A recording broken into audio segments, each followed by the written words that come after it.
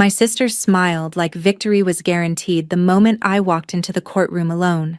She leaned across the polished mahogany table and whispered, "You came without an attorney? You've already lost." Behind her, our parents sat nodding proudly, silently confirming that I was no longer part of this family.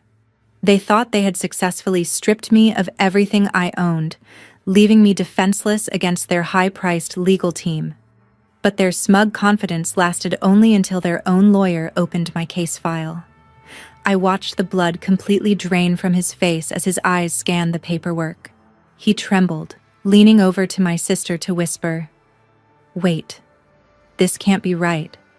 Then the judge adjusted his glasses, leaned forward, and spoke one single sentence, and my sister's entire world completely collapsed. "Before I tell you how a hidden paper turned their trap upside down, comment the city you're watching from below.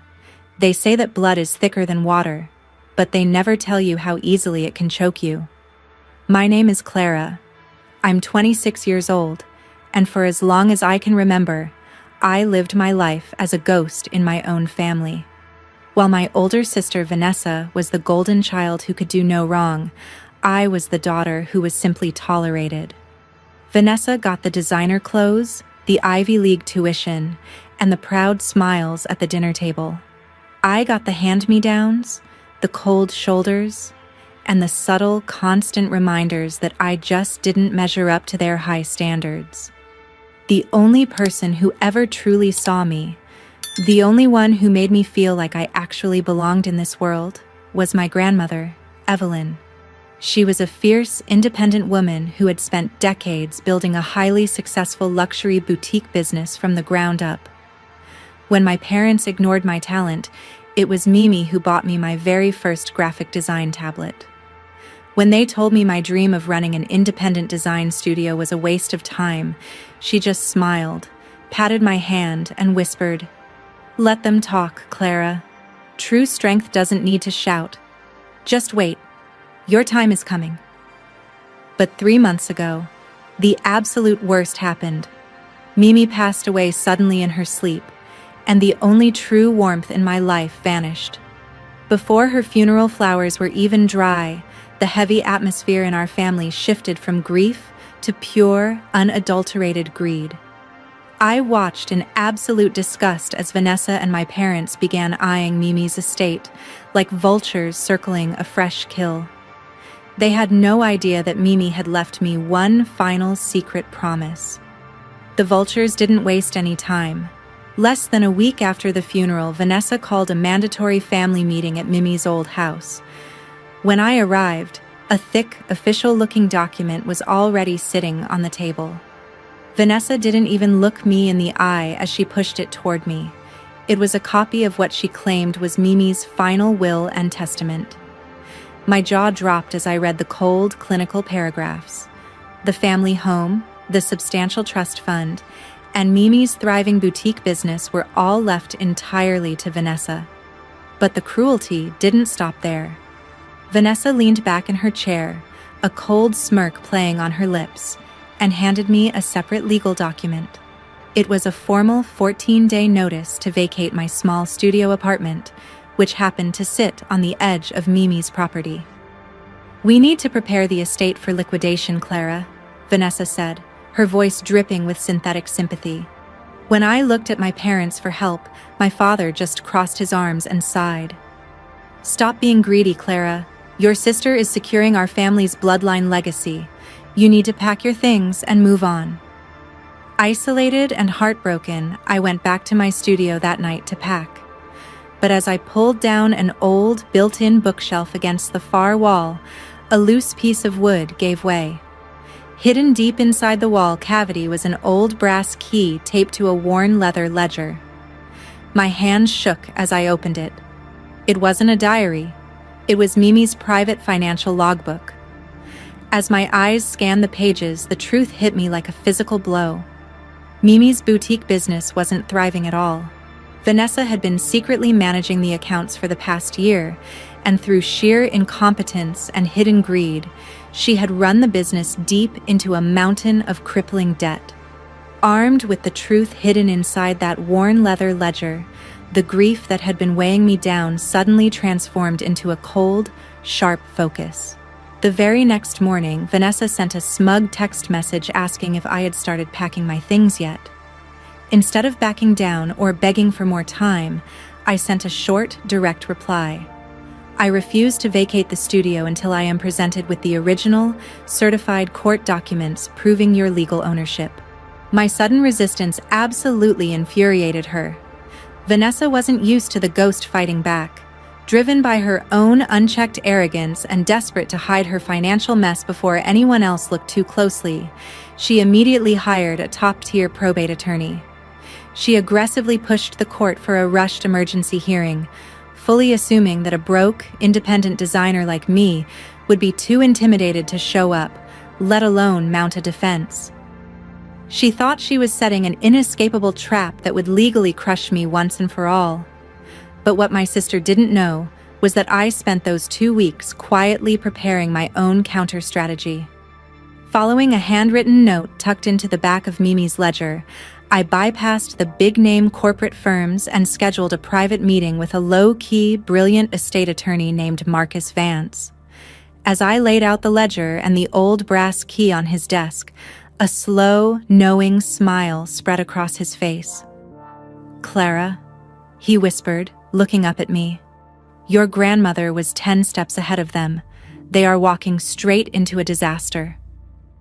The morning of the hearing arrived, and the Sacramento probate courtroom felt cold, sterile, and echoing with the heavy weight of impending judgment. I took a deep breath, smoothing down my blazer, and walked through the double doors completely alone. The moment I stepped inside, Vanessa's eyes locked onto me. Sitting at the polished mahogany table with a top-tier legal team flanking her, she watched me scan the empty benches behind me. Our parents sat directly in her row, nodding proudly at her while deliberately avoiding my gaze, making it clear I was totally cast out. Vanessa leaned across her table, a victorious smirk spreading across her face as she delivered the exact words I'll never forget. "You came without an attorney? You've already lost." I didn't say a single word in response. I just calmly walked over to the opposite table, set my simple notebook down, and sat in the designated chair. Vanessa's high-priced attorney straightened his expensive silk tie and confidently stepped forward toward the bench, ready to hand over the final eviction notices and asset transfer orders to the judge. He was completely radiating the unearned arrogance of a man who believed this was going to be an effortless, open and shut case against a defenseless girl. What neither he, my sister, nor my parents realized was that my quiet, solo appearance was entirely deliberate. Marcus Vance had already submitted our formal filings directly to the court clerk just 15 minutes before the session officially started. I sat perfectly still, watching the judge flip open the case file, waiting for the invisible trap to finally spring closed on the family that had spent my entire life trying to erase me. The judge adjusted his thick glasses, his brow furrowing deeply as he looked at the newly updated digital docket. He tapped his pen against the bench and instructed the opposing counsel to step forward and review the newly submitted filings. Vanessa's high-priced lawyer confidently strode over and opened the updated case folder, expecting to see a standard, desperate plea for a filing extension. But the moment his eyes scanned the top page, the unearned arrogance completely evaporated from his posture. I watched the blood drain from his face until his skin turned a sickly pale gray. His hands began to visibly tremble, the heavy paper rattling in his grip as he hurriedly flipped through the attached financial addendums. He spun around, frantically leaning over my sister's chair to whisper, "Wait, this can't be right. We have a massive problem." Vanessa's smile froze, her eyes widening in sudden confusion as she stared back at him. The document their lawyer was holding was an ironclad, legally binding codicil to the estate, executed by Mimi and filed securely with Marcus Vance just 6 weeks before her passing. It changed everything. The judge leaned forward, his booming voice cutting through the tense silence of the courtroom, as he prepared to deliver his final ruling. He looked directly at my trembling sister and delivered the devastating single sentence that shattered her reality. The petition for eviction is denied, and ownership of the estate's total liabilities is hereby transferred to the petitioner. Mimi had used the old will as a brilliant decoy. The original cash assets had been entirely transferred to me, while Vanessa legally inherited the physical properties, the boutique business, and the crippling $450,000 mountain of hidden debt attached to them. Pure, unadulterated panic swept across the polished mahogany table. Vanessa leaped out of her chair, her face contorted in a mix of rage and utter disbelief as the harsh reality of the judge's words finally sank in. She had walked into that courtroom expecting to strip me of my dignity, but instead, she had just legally bound herself to a sinking ship. The boutique business and properties she fought so viciously to steal were completely hollowed out, leaving her drowning in over $450,000 of immediate back taxes, merchant lines, and vendor debts. She turned a desperate, pleading gaze toward her high-priced attorney, begging him to do something, to object, to find a loophole. But the lawyer was already methodically packing his expensive leather briefcase. Recognizing a client who was suddenly a massive non-payment risk, he looked at her coldly and stated that his firm's representation concluded with the denial of the eviction petition. He turned on his heel and walked out, leaving her completely exposed. My parents sat frozen in the back row, their proud smiles replaced by expressions of sheer, unmitigated horror. They looked at Vanessa, then slowly turned their eyes toward me, suddenly realizing they had spent years backing the wrong daughter. Vanessa took a shaky step toward my table, her voice cracking as she tried to use a soft, familial tone I hadn't heard in a decade. "Clara, please. We're family.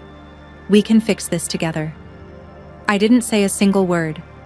I just gathered my simple notebook, stood up, and calmly walked past their desperate, tearful pleas without looking back. The court-ordered judgments finalized quickly, and the life I once lived as a ghost completely dissolved. I used the secure cash assets Mimi left me to move away from the bitter memories, purchasing a peaceful, sunlit design studio in a beautiful coastal town. For the first time in my 26 years of life, I am completely free, building my dream business entirely on my own terms. Vanessa's superficial world utterly collapsed. Unable to pay the massive back taxes and merchant debts, she was forced to liquidate her luxury car and declare personal bankruptcy, while my parents had to mortgage their own home just to keep her out of deeper legal trouble. Now, I'm curious about you who listened to my story. If your own bloodline tried to ruin you, would you have left them with the debt, or would you have shown mercy? Comment below and check out the next story.